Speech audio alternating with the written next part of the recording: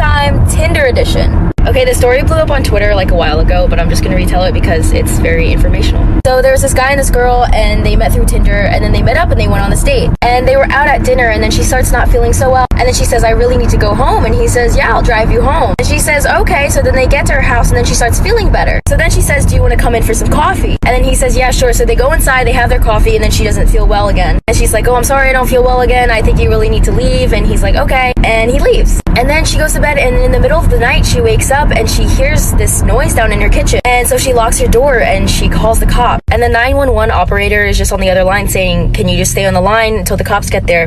And then the cops get there and they're like, the door is locked. Like, we don't think anyone's inside. And she's like, I promise you, someone's inside my house. I can hear them. She says, you have my permission to break down the door. So she's still up in her room, and then she hears the cops break down the door. And then she hears some rustling and some fighting. Part 2 coming now.